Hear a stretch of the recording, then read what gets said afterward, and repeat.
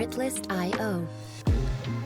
Hello, everybody, and welcome back to TBD. My name is Elijah Bernardin, and today I have a very interesting topic that I would like to speak with you about. Now, as you may already know, here on TBD, we talk about a lot of different topics. We cover a lot of different things, and we're always looking for new angles and new events or things to experience, right? And I like to experience those things, and I like to share those with you guys. Today, I have something for you that I think you guys are going to enjoy, and that I'm very excited to speak about. Now, I do want to preface this.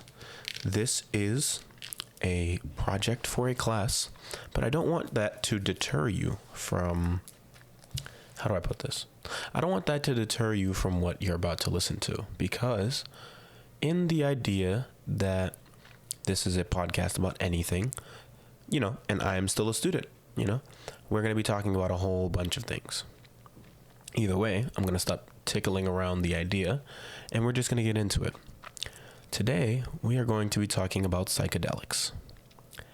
And yes, by psychedelics, I mean the drug, and not just what it is and what that means, but also their effects. Now, when we talk about psychedelics, I'm going to give you a couple, just as a basis to give you an idea of some. For those of you that know psychedelics and are fully versed, the main ones: psilocybin, LSD, DMT, MDMA, Molly, and so on and so forth. Now, for those of you that don't know what that is, that's okay. These are all psychedelic drugs, and by psychedelic, I mean mind-altering drugs that have the ability to enhance one's self in a numerous amount of ways. Now, I'm saying all these things, and I'm doing this to give you a very brief overview. But at the same time, some of you might not be satisfied with that brief overview. So I want you to understand that most of what's going to be talked about here and how we're talking about them, just try and follow along as best as you can, Again, psychedelics are drugs. These are to be used in the utmost of care, and we're going to talk about the reasons why. But this podcast is not to condone the illegal usage or the experimentation of without the proper care, the proper, how do I put that? The proper, that's a good one. Let me see. I don't want to spend too much time on this. The proper experience, let's say, without the proper experience and the proper care and the right motives and everything of how to use these, do not take these unless you are 100% sure. That's just to get that out the way. Now, with that being said, we're going to take a look back at psilocybin, and we're going to stick with psilocybin, DMT, and LSD. Now, these three types of psychedelics are some of the more well-known versions of psychedelics. And with these, the effects are in a very, very wide range, where they can alter not just the way you perceive things, they alter perception, but they also have the ability to alter your emotions. You might feel a heightened sense of relief or bliss. You might, for some people who, are super anxious, you might realize that you have a reduction in anxiety, and you might feel a little more susceptible and vulnerable to persuasion. You might be a little more, persuasive, or you might, be a little more closed off. So your emotions are always susceptible to change. Along with that, your cognition, the things that you understand, the way you understand new information and old information. Psychedelics has a way of making you see the world differently from a lot of different angles. And I think that that's really interesting because it gives you a new outlook on life. It gives you a new outlook on everything, actually. On top of all of these things, perception, emotion, cognition, it also has the ability to alter one's sense of self. So the way you portray yourself, the way you see yourself, you might start to notice something different. You might start to see or feel differently in the way that you, again, perceive yourself, perceive the things that you do, the way that you are, how you live. All of these are able to be altered under the influence of psychedelics. And I'm going to pivot here to break this up into a fork in the road, okay? On one side of the road, let's say the right side of the road, you have the casual effects. And on the left side of the road, you have the medicinal effects. Now, everything that I've just explained to you up until this point is very, very surface level for the effects of psychedelics, period. Now, again, this fork in the road, we're going to bridge between the two, and we're going to hop between both roads. Okay? At one point, we're going to be on the casual effects side, and then we'll take a look at the medicinal side, and vice versa, right? And I want you to understand this because we're going to be comparing the two, because psychedelic use in a casual sense can have a very different outcome and outlook when compared to the medical sense.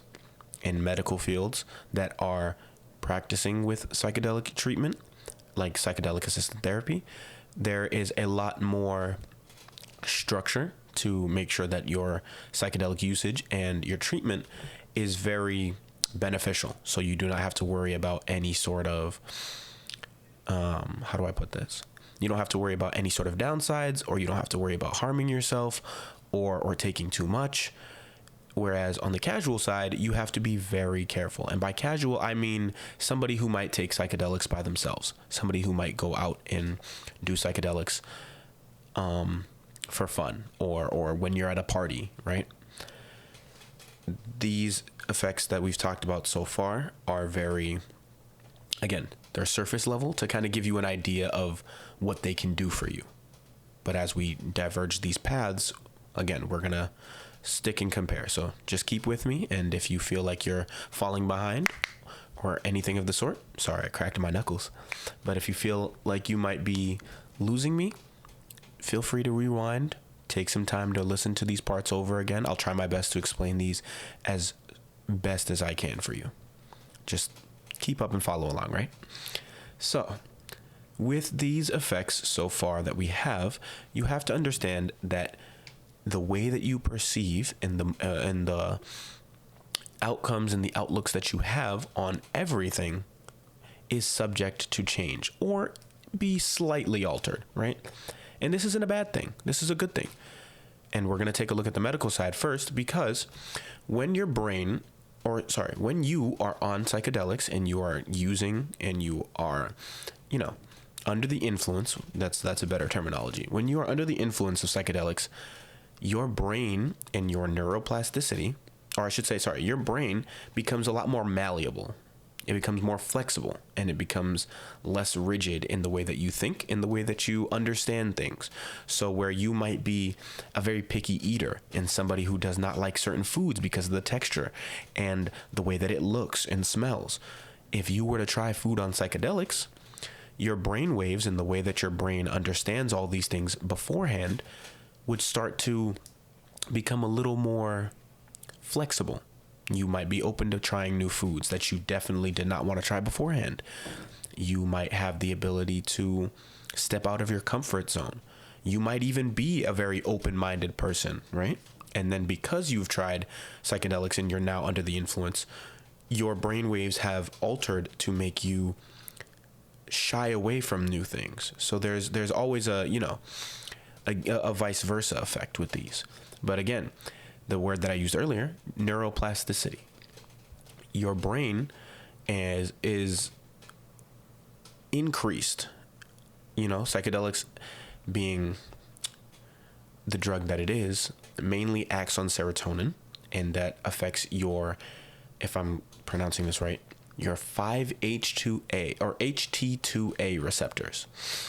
This inside your brain increases brain entropy, which again makes your brain more flexible, and it loosens your way of thinking a little bit. This can help to, again, alter your perception, what's the word? Sorry. I'm all over the place today.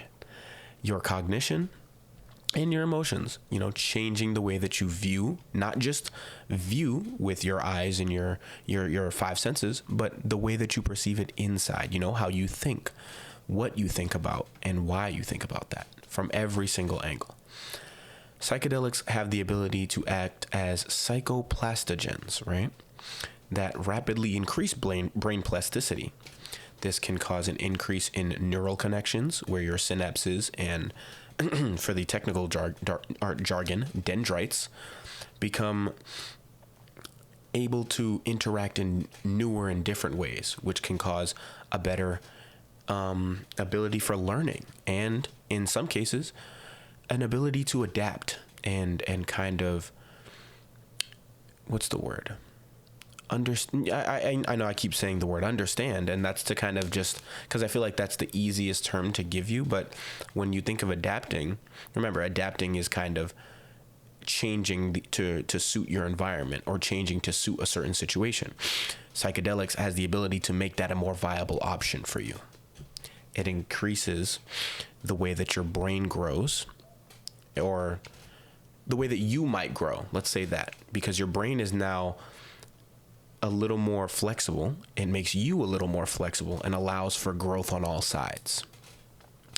Psychedelics have the ability to rewire the way that some of the neurons and some of the things you have inside your head kind of work. And in the medical sense, this is how a lot of psychedelic therapy goes to help people. Now, for the medical scene, we look at very structured treatment, and these are called psychedelic assisted therapies. Now, some states have legalized ketamine assisted therapy. Some states have legalized psilocybin assisted therapy. And these are a very few number. Now, when I say some states, I don't want you to think of, it's a handful of states out of the 51. No, it's actually a very slight few, only a couple that have actually really legalized this treatment and have acted on this treatment, where people are able to go into this structured environment, and we're going to talk about why it's a structured environment, but they go into the structured environment with the goal of, how do I put that? With the goal of experiencing a new kind of therapy, a therapy that opens them to all the possibilities that they might not have been open to beforehand. Psychedelics, again, has a way of making you understand and comprehend things differently. And in therapy, where you might feel closed off to some ideas or to some experiences, psychedelics opens that path. We're going to look at ketamine-assisted therapy really quickly. Ketamine-assisted therapy is a very structured treatment where they give you a small dose, and you are set in a nice environment where you can express yourself and feel the effects of the drug in a safe environment, a place where anything can happen and you could have the greatest of experiences, or you might not have the greatest of experiences. And that's all monitored, and you are protected, so that way you do not have to worry. Now, for this structured environment, actually, I'm going to pause right there, because now that I've given you the medical side for brain plasticity and how it reworks your way of thinking, I want you to look in the casual sense. And the casual sense of this is, because you are open and a little more flexible and adaptable for all types of things, you are also very vulnerable, right? When in a casual setting, if you're using psychedelics, you could be vulnerable to a number of different things, right? You might become a little more free. And by free, I mean you might not be held back by the social cues or social norms that you would previously be held by. So you need to be careful when you're using psychedelics in a setting that's not structured, right? You want to be careful of how you are outdoors, right? Because anything and everything that might come into contact with you while you are under the influence could affect the way that you understand. You might have a bad interaction with a person on the street while under the influence, and you might get a different sort of notion versus if you were under the regular circumstances of being sober, right? All things to understand and to take care of. Remember, this is still part of that coming up to the fork in the road part, but to give you an understanding, right? I want to move on now to what I would like to talk about is set and setting. Now, these are two very, very nice words. And as we go along these roads of casual and medical, we stop at the same point on two different roads. Set and setting. Now, first, we're going to look at set. Set has to deal with mindset. Get it? Mind, set. Set has to deal with the way that you are thinking before going in to use these sorts of drugs, right? Before you are under the influence, the way that you understand certain things, whether that be about yourself, about the drug, about the world, and about your surroundings. Set has to be, or should be, regulated enough so you can understand and kind of function fully while under the influence. You don't want to be going through a crisis when you are going under the influence, because that could affect your experience. That could affect how you take in all of these types of new experiences and new ways to understand, In a casual sense, set can be all over the place, because sometimes you might be having a great day and you're like, you know what, let me just take some of these, and you find yourself under the influence having a great time.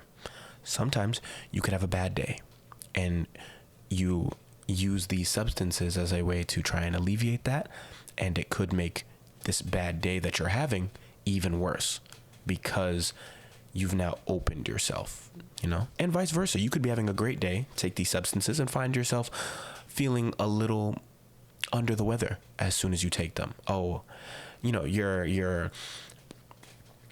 Your understanding becomes a little warped, and in that sense you start to worry and panic and feel worried and get a little paranoid.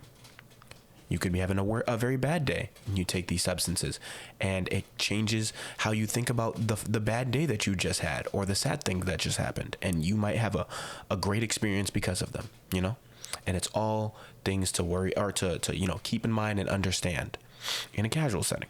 In the medical field, remember, with these assisted therapies, they are assisted.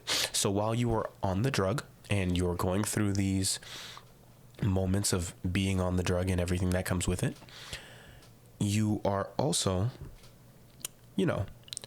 still being monitored by the doctor or the professional or the clinician that is making sure that you are in tip-top shape, you're having a good time, and you're protected again. So they will give you some, if I'm correct, they will give you some pointers on how to go in. They will give you the pointers on what to think about, what to feel, or kind of just what to keep in mind before you take the drug, and then how to, navigate your experience, Setting, on the other hand, deals with the environment that you are around. And we're going to pivot back to the casual setting, because again, when you are doing these drugs outside of a medical practitioner field, outside of a medical hospital or anything like that, you could be anywhere. You could be at a friend's dorm, you could be at your house, in your car, perhaps you're out in the open or at a park. Setting is very crucial, because if you are in a place that you do not feel safe, or that is not safe for you, you could be open to a very, very different experience than if you are in somewhere you feel safe. If you are outside on, let's say, the Boston Garden, and you are in the lawn, playing, having fun, and under the influence of these drugs, your experience could be very different as you touch the grass and look at the trees and look at the nice bright blue sky, and you look at the pond and you look at the people walking by, right? You might feel a little more vulnerable out there because you were in such an open space, versus if you had taken these at home. You're at home in your bed or on the couch watching TV or listening to music, and you feel safe because you're indoors, right? And again, there's a vice versa effect. You could be indoors and you might feel like you're trapped because you're indoors, and you might want to be a little more free, even though while being under these substances, it's best to be in a place of indoors so you do not potentially harm yourself by being outdoors, right? But if, and this is an if, you are of the cognitive mind to be able to be outside and experience these, then who's going to stop you, right? But again, we do not condone these. This is all informational. Now back to the medical side. In these assisted therapies, excuse me, in these assisted therapies, setting is already predetermined for you. You are placed in a room, either by yourself or with the practitioner.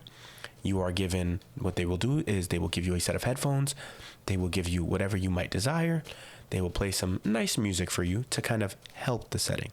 And I'm going to get to the music part in a second. But they will give you all of these things to make sure that your experience, or in the technical slang version, your trip, is a nice one, or a smooth one at best. They give you the music for the ambiance. You're in a nice protected room where you don't have to worry about getting hurt or wandering too far off. And you can relax to know that your trip is in safe hands. And they make sure that should anything happen to you while you are under the influence, they are right there to assist you, or they are in the next room to assist you, And the medical field is very structured in that way to ensure that you do not have to worry in the slightest bit that you might feel threatened or too vulnerable. Now, talking about these, and while we discuss this and we kind of go over all of these different ideas and notions, one has to wonder the long-term and short-term effects of the drug, right? Remember, these are drugs that can open your mind to a number of experiences. And with a number of experiences comes a number of effects that will affect you, that might change you, that might make you feel like a different person by the time you are done using this substance. With that, we look at the short term, right? Now let's look at the short term in a mental health, right? For the mental health aspect, the short term, you might feel a little alleviated for the small time being, You go in feeling really down and you come out feeling really great and you feel pretty awesome, Your anxiety reduces itself. You might not feel as stressed. Your sense of self might increase, and we're going to take this, we'll look at this in the general sense, you have a very different experience or a different outcome of life once you exit the substance use, right? And this is all short term. This is all, very short. But in the long term sense, should your,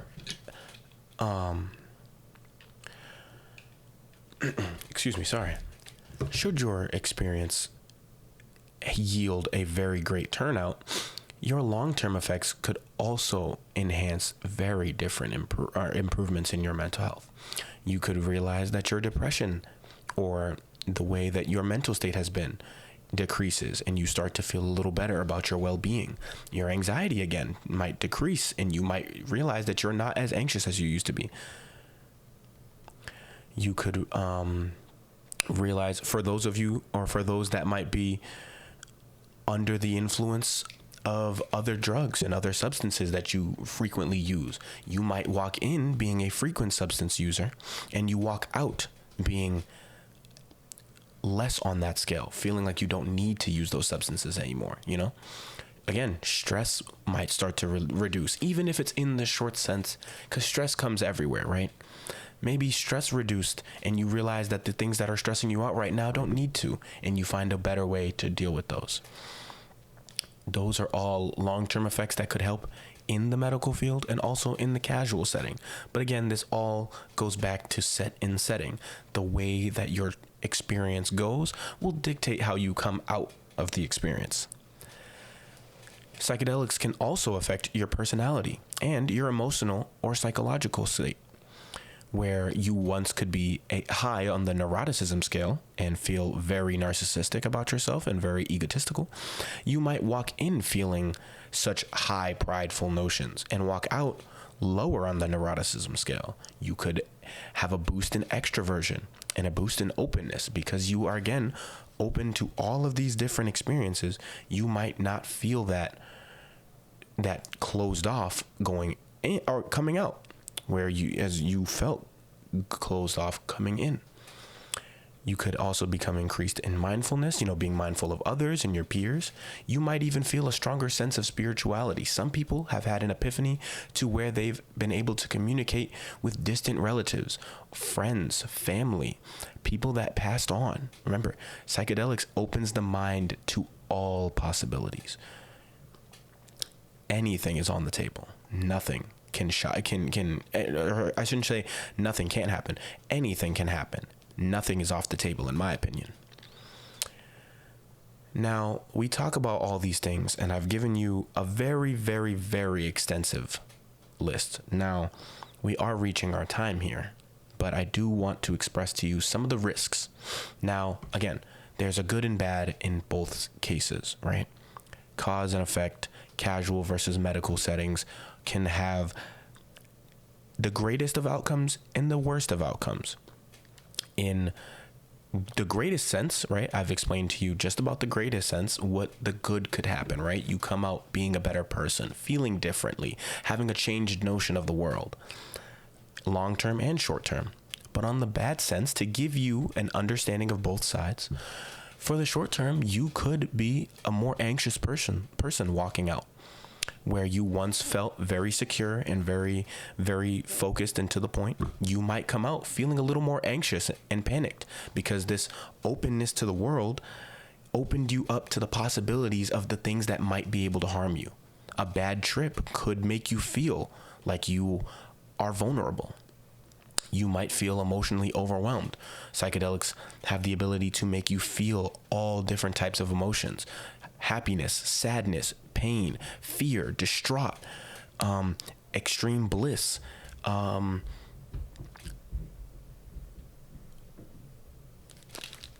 new thought process, right? All of these things could overwhelm you, could cause confusion and fear, and make you feel very, very, very unsafe. And these are all short-term things. In terms of the long-term things, your psychological state, or the way that your mental state is, could start to deteriorate and break down. You might not feel as mentally secure and mentally fortified as you once did because of the increased brain plasticity. You might feel like you've lost your sense of self. When we talk about how it can change one's personality, where once you might have felt like the most confident person in the world who knows what they like, knows their morals and all of these things, psychedelics might open you to the possibility of all of these different things for your experience and for others, and you might feel like you walked out with different morals that conflict with your pre-existing morals, personality traits that conflict with yours, And in the medical case, you could even feel some type of way towards your therapist and the person who recommended you this assisted therapy. All of these are things to consider, including things like perceptual changes in the way that you perceive life.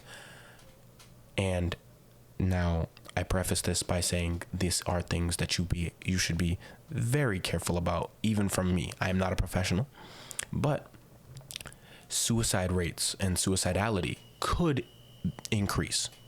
So these are all things to keep on. Psychedelics has the ability to be a double-edged sword, because on one hand, where it can increase your openness and your mindfulness and the way that you perceive, it could either lead to insight or lead to vulnerability, right? Where you become highly suggestible while under the influence. That could be a great therapy benefit to allow for you to open up in ways that you didn't think possible, or it could be a manipulation risk. All things to consider. But I do believe that these are a very, very, very interesting substance, because psychedelics don't just change what you see. They change how you learn, how your brain learns from what you see. And in turn, they can heal you and heal the best and worst parts of you. Or they could shackle you. They could shake you, and they could confuse you and make you fear yourself or the things around you. So, my dear listeners, take all of these with a grain of salt, and I hope that these ideas were tantalizing.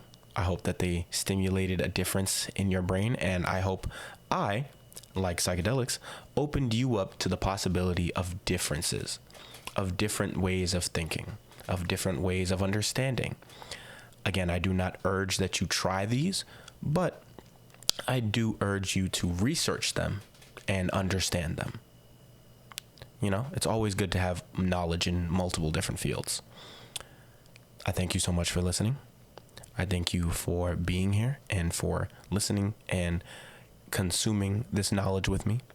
And I hope that you enjoyed the ambiance. We are in my dorm room today. I know I didn't say it at the beginning, but I said it at the end. We're in my dorm room today, so I hope that you enjoy everything that came with it. I hope that you enjoyed this episode. I hope you're staying safe. I hope you're staying well. Drink plenty of water. Get plenty of rest. And as always, I will see you, my dear listeners, next time. Bye-bye.